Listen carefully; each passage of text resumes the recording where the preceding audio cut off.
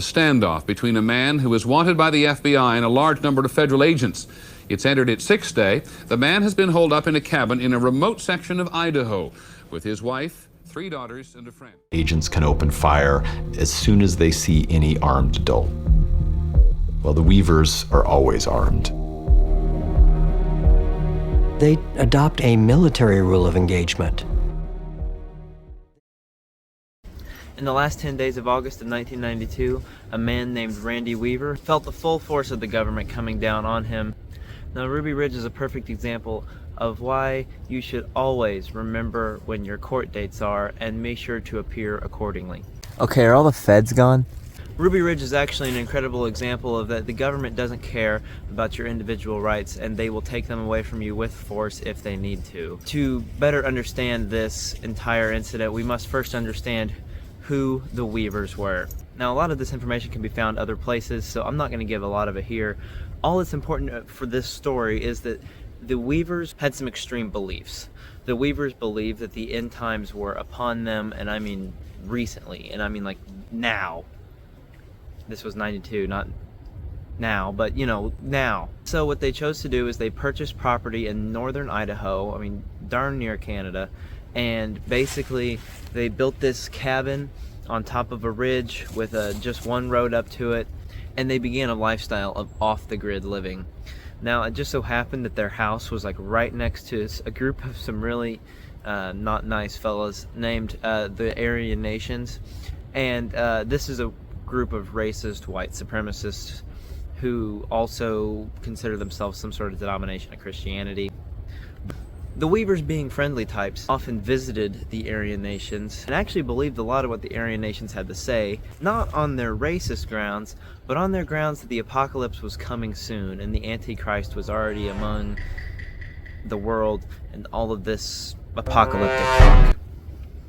The Weavers bought into this rather strongly and believed this, but they never identified with the Aryan Nations, and Weaver himself made sure that he noted that he was never a part of the Aryan Nations and didn't agree with a lot of what they had to say. One could just say that the Weavers were at the wrong place at the wrong time. Randy Weaver, prompted by an undercover government agent, sawed off some shotguns. This was a sting operation the government was trying to run on the Aryan Nations to try to get them sort of defunct because they were classified as a threat. The government felt some kind of threat from these people.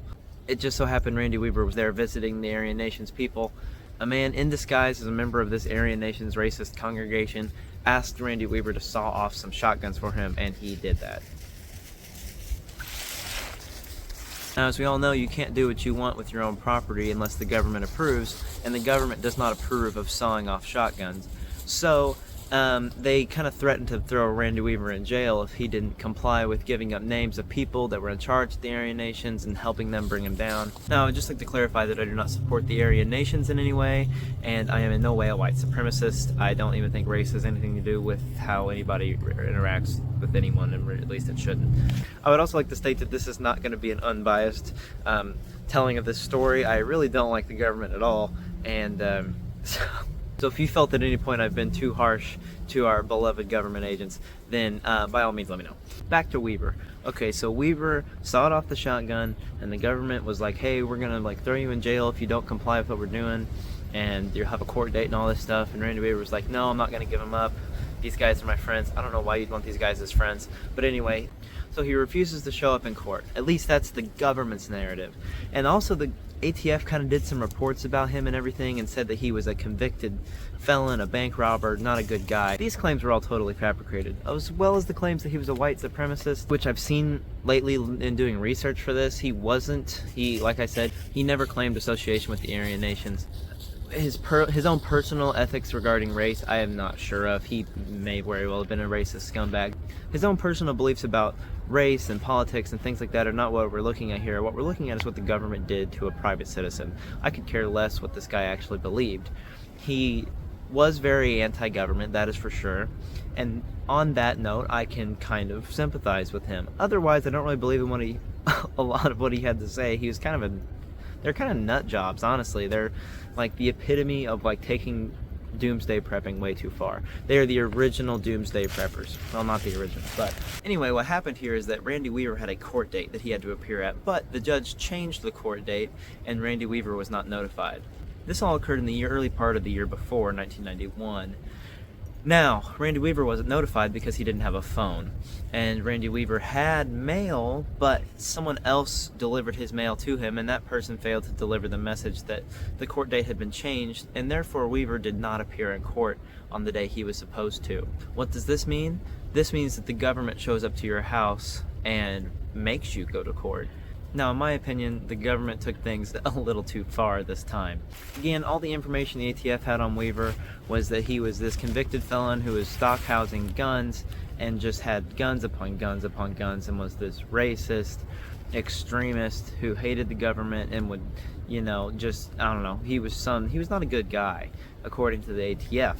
And so what the ATF did was they surrounded Ruby Ridge with snipers, and they all flooded, and they set up like a base camp basically at the bottom of the mountain. And the ATF's goal was to extract the Weavers from their house, alive, but extract them from their house. On August 21st of 1992, several ATF agents started to make their way up towards the Ruby Ridge residence, and there were several different trails. I said there's only one road up to it. Not exactly true. There were different trails on the mountain in which the Weavers would use to traverse and things like that. And they only owned the property at the top. They didn't own the whole mountain. But the ATF was familiarizing just with the mountain and what their mission was there and things like that on this particular morning.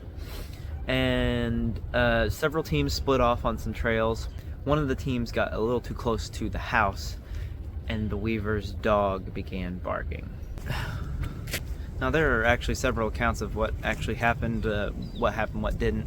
The documentary I saw, and if you read on the Wikipedia page, there's several things. But essentially, this dog started barking. Some sources say that is because the team of marshals were throwing rocks at the cabin to try to locate a position or something. Essentially, the dog started barking, and Randy Weaver and his friend Kevin Harris and his son came out of the cabin thinking that the dog was scaring up some game, and Randy Weaver went to one side of the ridge, and Kevin Harris and Sammy went on the other side. For Weaver and I'm not exactly certain because it's so confusing. It was actually what happened, who went with who.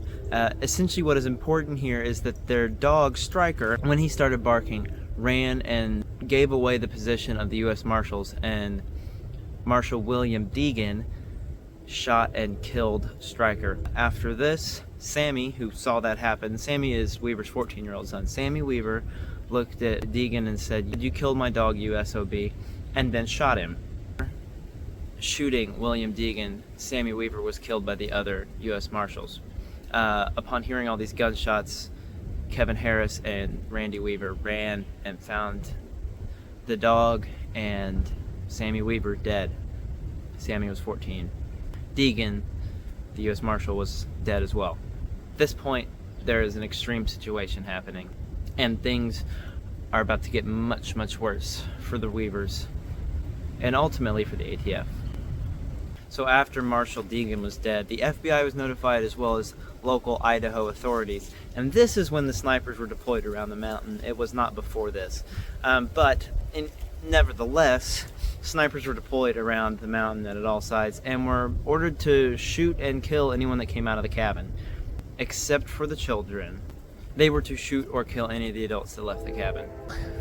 Gotta love filming outside. The snipers shot them from nearly 200 yards away. This is more like 70, but you get the idea. Now, for your average Joe like me, that's a pretty long shot. But for a trained government sniper, that's nothing. I guess I should explain what that was all about, huh? Well, Randy Weaver was out checking on the body of his dead son one day when a sniper from 200 yards away shot him and hit him somewhere in this area. He wasn't killed, but he was hit. His family ran out to check on him. He yelled at him to get back in the house, His friend Kevin Harris was struck and his wife Vicky was struck and killed. Most of her head was no longer there. By all reports from the family, the body of Vicky Weaver remained in the cabin until they were extracted several days later. At this point, certain negotiators for the government began to show up, asking the Weavers to come on out. The problem is that they didn't know that Vicky Weaver was dead, and so they kept saying, come on, bring out Vicky, bring Vicky out, she's not going to be hurt, bring your kids out, they won't be hurt. Randy's hearing that, bring your wife and kids out, they won't be hurt.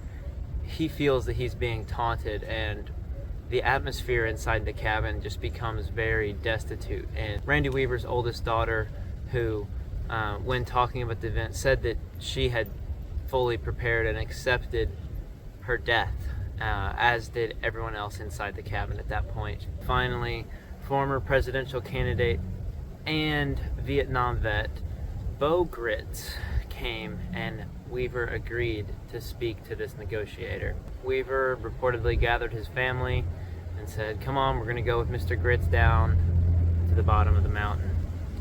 Weaver was taken to a hospital for his wounds, as was Kevin Harris. Now, there was a massive misunderstanding here. Weaver thought the government was there to shoot him just because, and the government thought that Weaver was some radical bent on overthrowing the government, which was not at all his intent. He just wanted to live alone and at peace in a secluded mountain cabin. So it's not necessarily fair to say that the government can't stand someone just living outside the system on the cabin, but they've proved repeatedly that they don't have the best judgment. Randy Weaver and Kevin Harris both sued the government for obvious reasons, and with a little bit of light being shed in this story, they won. But not before Sammy Weaver and Vicky Weaver lost their lives for absolutely no reason.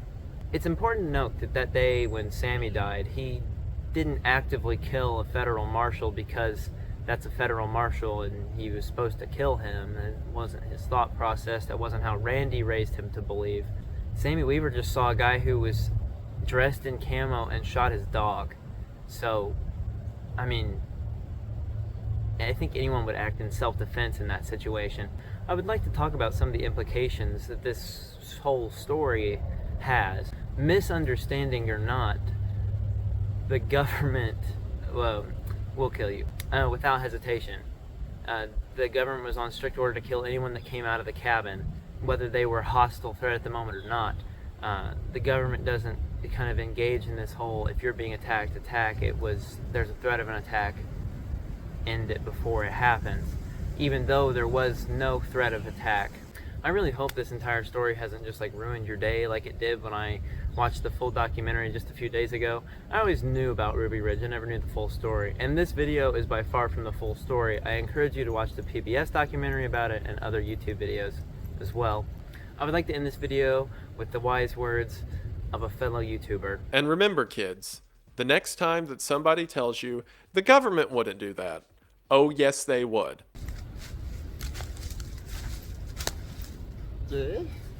Bro, where am I putting this camera? There, jeez.